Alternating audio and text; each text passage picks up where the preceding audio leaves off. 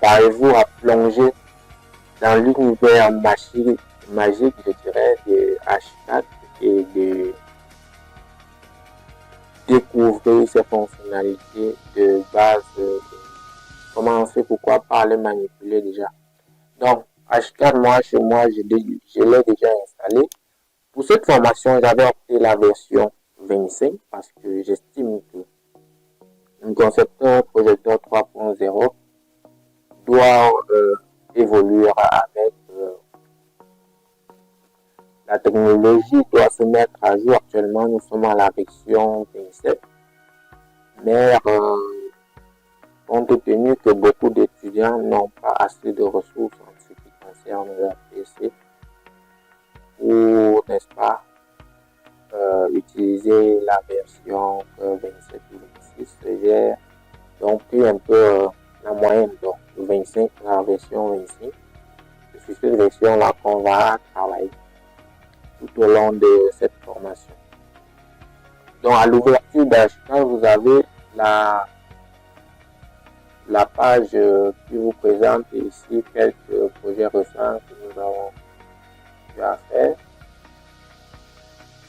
Et vous pouvez organiser suivant des icônes ou sous forme d'une liste. Et pour créer un nouveau projet, il nous suffit de cliquer ici sur nouveau. Dans mon ligne, ça perd un peu de temps, mais ça va passer. Voilà. Il y a une fenêtre d'accueil qui vous demande de créer un nouveau projet à partir d'un nouveau modèle par défaut template. Donc, le modèle par défaut ici, il s'agit de fichiers template.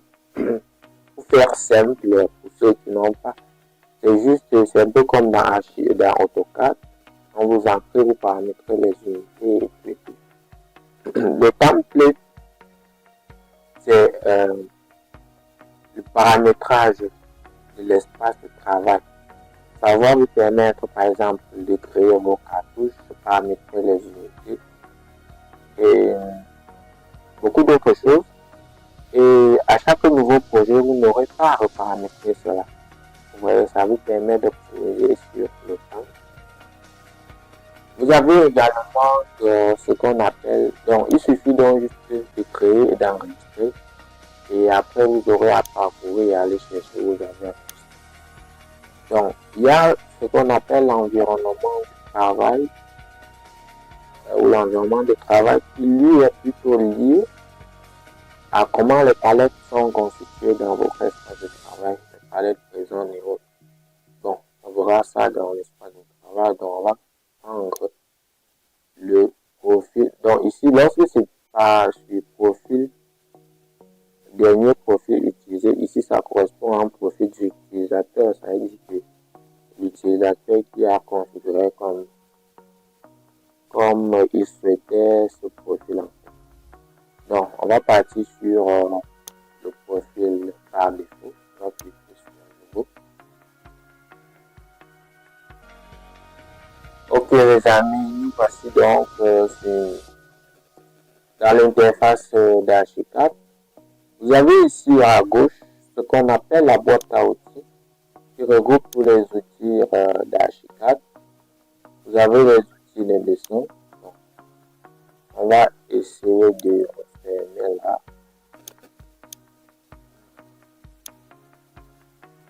Voilà, on a les outils de dessin, les outils de point de vue et les outils de documentation. Les outils de documentation ici, ce sont des outils, en gros, de manière simple, des outils de dessin 2D. Voilà, simplement dit. Et des points de vue qui vont vous permettre de créer des coupes, des façades, des d'élévation, de filmer d'autres scènes. Et ici, vous avez les outils de dessin qui seront très très utiles tout au long de la production de votre maquette numérique. Donc, et à droite ici, vous avez ce qu'on appelle la palette de navigation qui vous permet de passer d'un étage à l'autre, d'une coupe à l'autre, ainsi de suite. Donc, elle vous permet vraiment de naviguer dans votre projet en fait. Donc naviguer entre les différents étages. Étage 1, je passe à la toiture, au rez-de-chaussée, ainsi de suite.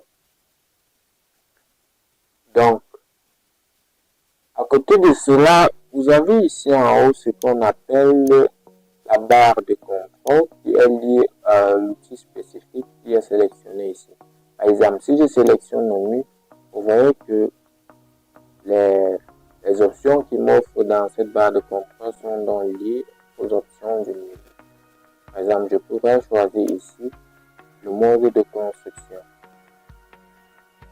Saisie polygonale, rectangulaire, orientée. Pareil pour les photos. Je pourrais peut-être changer la texture des photos en venant juste ici et choisir la texture de chaque face. Je choisis le matériel. Donc, c'est ce qu'on appelle la barre de contrôle. Donc, elle vous évite à chaque fois de venir entrer dans les options de menu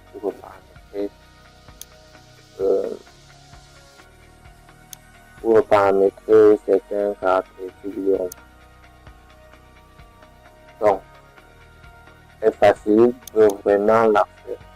Parce que s'il n'y avait pas cette barre de contrôle, vous serez obligé à chaque clic ici faire modifier l'épaisseur, de double-cliquer ici et de venir dans cette palette de revenir ici et définir l'épaisseur. Or, avec cette barre de contrôle, vous pourrez, lorsque le menu est sélectionné, définir directement ici, par exemple ce menu, définir directement ici la largeur. Bon, c'est gelé parce qu'on est sur une structure composite normale. Donc, mais au moins vous l'aurez compris. Donc, ici en haut, vous avez donc ce qu'on appelle la barre de menu.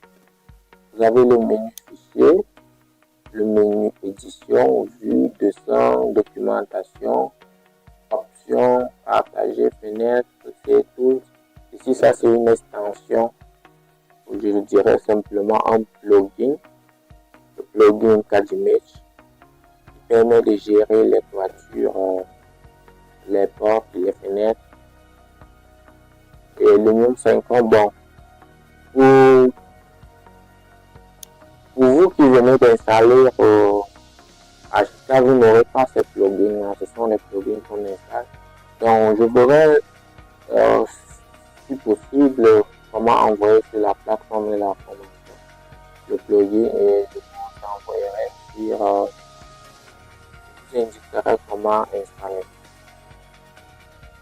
Donc, ici, dans le menu fichier, on va pouvoir donc enregistrer les fichiers, exporter, placer des contenus externes. Les contenus externes, ici, ça fait référence aux fichiers DOWG, les fichiers Revit, les fichiers PDF. Donc, ici aussi, vous avez ce qu'on appelle la barre des icônes. Tous les icônes qui sont présents ici sont présents dans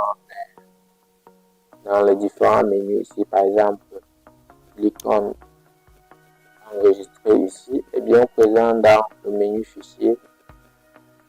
Lorsque vous descendez ici, vous avez donc cette option, cette même option. Donc l'idée de mettre ces raccourcis ici permet juste de faciliter le travail, de vous permettre de travailler de manière fluide. De même que par exemple l'option suspendre le groupe ici est disponible ici dans modifier, pas dans modifier, je veux dire dans édition groupée plutôt, oui, grouper, suspendre le groupe. Donc, tous les icônes qui sont présents ici sont associés donc à un menu qui lui est présent ici. Donc, voilà un peu ce qui... Donc, ici, vous avez ce qu'on appelle la zone de sélection qui regroupe les outils de sélection, les modes de sélection. On verra ça dans les parties suivantes. Donc, une fois que vous avez compris ça, parce que j'ai découvert qu'avec mes apprenants, lorsque je les expliquais simplement comment l'outil fonctionnait sans vraiment associer à ça, n'est-ce pas, un exercice, ils comprenaient vraiment, ou du moins ils comprenaient difficilement. Raison pour laquelle j'ai adopté une stratégie axée principalement sur les applications. Donc, on explique vraiment avec un outil, on explique vraiment à un outil et après on essaye de faire un exercice derrière.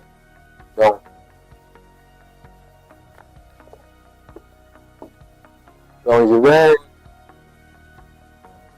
je vais créer un petit projet. Donc, je vais zoomer dessus. Pour zoomer sur, il faut suffire de faire rouler la molette pour zoomer, n'est-ce pas, dans votre espace. Donc, imaginons, j'ai fait une petite cabane comme ça. Je vais pouvoir donc ajouter des portes, des fenêtres et des portes. Voilà, je vais ajouter un porte là. Donc, je vais pouvoir donc ajouter ici des portes. Je veux aller plus loin, je vais ajouter une toiture. Je veux même mettre des garde-corps quelque part là.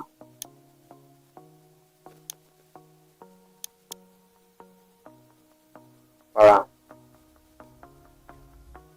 Une fois que j'ai fait ça, je vais donc pour prévisualiser dans votre modèle 3D, il suffit de venir ici sur vue 3D et vous voyez que rien n'apparaît là. Et pour établir dans la situation, c'est-à-dire avoir une vue sur l'ensemble du modèle 3D, il faut cliquer sur gauche, vous venez sur optimiser et ça vous rétablit dans la situation de votre maquette numérique. Ouais. Donc, pour roter, il suffit de venir ici prendre l'option rotation ou simplement vous appuyez sur Shift et vous enfoncez la molette et vous faites donc le mouvement de rotation autour d'un point fixe. Donc, ça c'est ce qui concerne la navigation. On va revenir sur la fenêtre privée. La fenêtre 2D. On va donc ici pouvoir faire une coupe. Donc la coupe, elle se fait par deux points, un premier point, un deuxième point et vous montrez la direction de vue par le troisième clic. Donc ici, à travers la page de navigation, ici vous voyez la coupe CC. On va chercher ici dans coupe CC, voilà, pour double-cliquer dessus. Et il va ouvrir dans cette coupe. Voilà. Ouais, il vous ouvre dans la coupe dans cette fenêtre. Une autre manière d'accéder à cette coupe était de sélectionner la coupe, faire un clic gauche, aller sur ouvrir avec les réglages actifs. Donc, ça vous conduire au même point. Donc, quelque chose d'intéressant avec Hashtag ici, c'est que, imaginons alors que je viens, j'ajoute un photo, ici. Vous verrez que si je reviens dans ma coupe, automatiquement les photos ont été ajoutées à la coupe. C'est ce qu'on appelle la maquette numérique intelligente.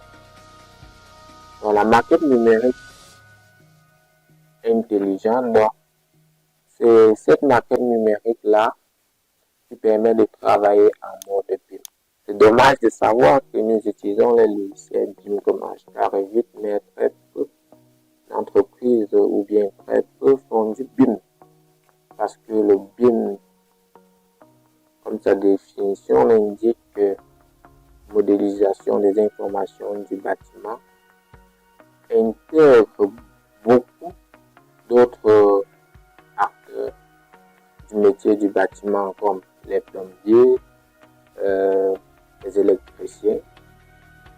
Et on a une matrice numérique unique sur laquelle tout le monde travaille. Ça veut dire l'ingénieur structure, quand l'architecte va finir de concevoir le projet, l'ingénieur va faire son étude de structurage sur la même maquette numérique, mettre les portes, les fenêtres.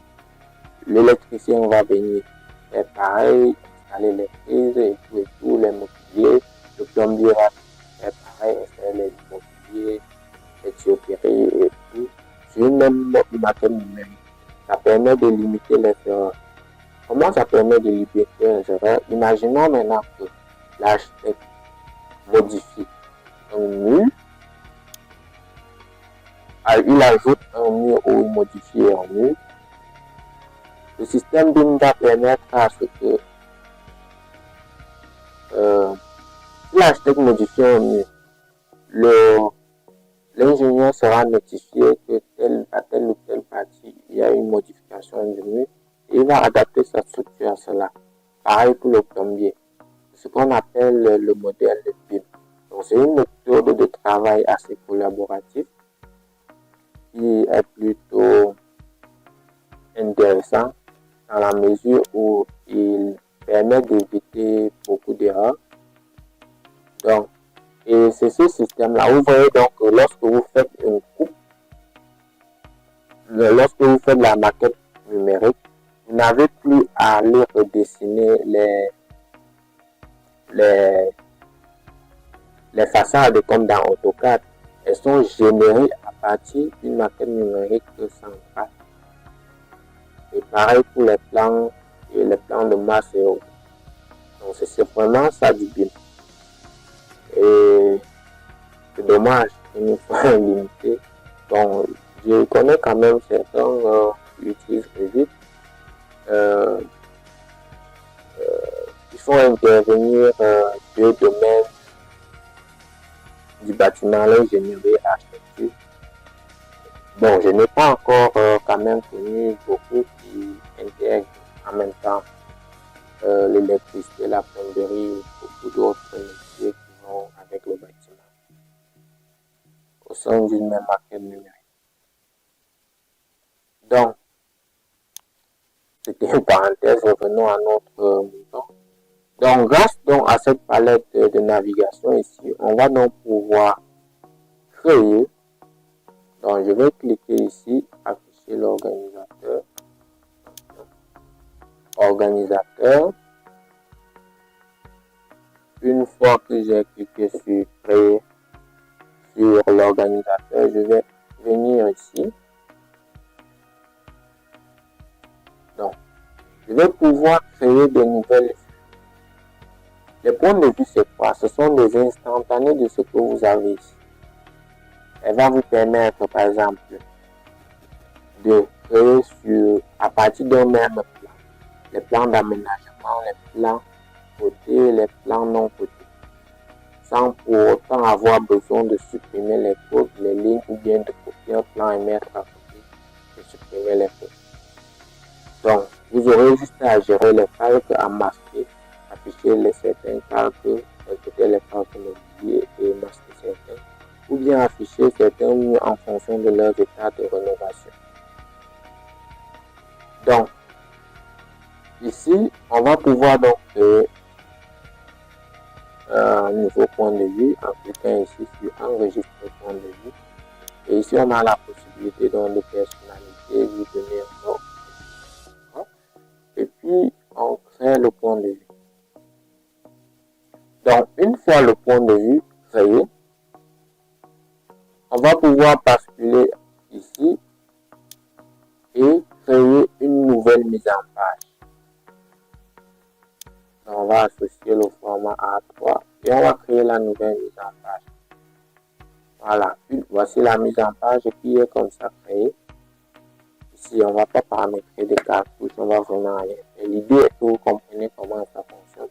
On va donc pouvoir glisser ce point de vue dans notre mise en page. Vous voyez. Je peux aussi ici comme ça glisser la coupe. C'est ce qu'on a fait tout à l'heure sur ma mise en page. Vous voyez. Et je peux aller plus loin. Je peux aller chercher une perspective isométrique. Et je vais dans perspective. Voilà. On va trouver une perspective. Voilà. Je vais enregistrer cette vue aussi. Donc, je viens là. Je viens là et je clique sur enregistrer la vue courante. J'enregistre. Ok. Et je rejoins ma mise en page. Et je vais pouvoir donc glisser cette perspective dans cette vue. Donc vous voyez là. Et l'avantage aussi c'est que vous avez la possibilité de paramétrer l'échelle de la fenêtre. Donc, je vais mettre par exemple suivant. Question qui est plus ancrée sur mon format. Donc vous voyez. Et une fois que vous avez fini, vous aurez simplement ici à venir dans la publication. Vous basculez ici et vous glissez cette mise en page ici. Vous cliquez là. Vous venez sur publier, propriété de publication, navigation. Ici, il est question d'aller lui dire où on va enregistrer. Et puis on clique sur publier. Voilà, une fois c'est fait, si on revient au bureau, vous verrez ici.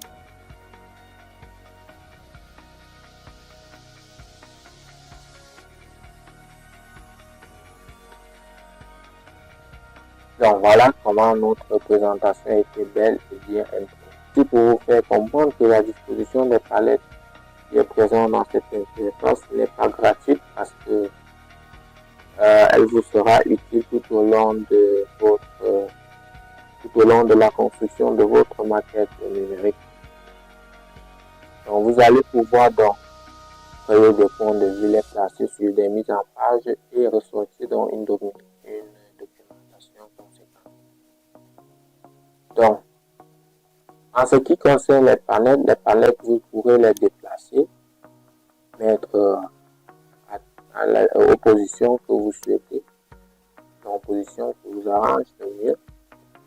Donc, ces palettes sont disponibles grâce à cette fenêtre. Vous descendez ici sur palette. Vous pouvez ajuster par exemple la palette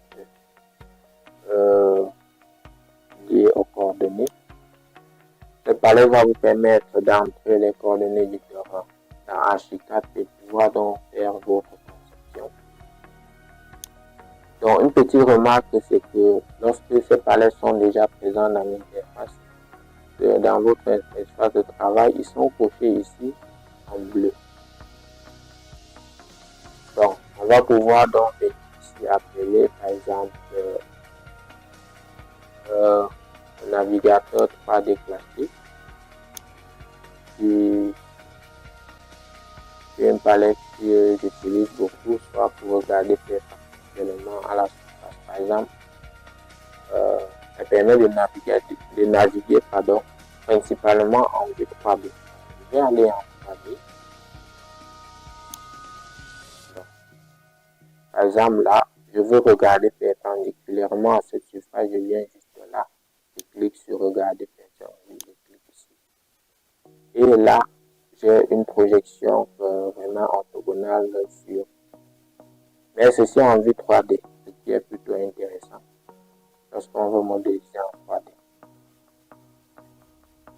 Donc, vous allez pouvoir comme ça venir importer beaucoup. Il suffit juste de savoir quelle palette vous voulez importer dans votre espace de travail et aller l'appeler. Donc, je pense qu'on va s'arrêter là pour cette première partie et on va continuer dans la vidéo suivante. Merci et bonne formation à vous.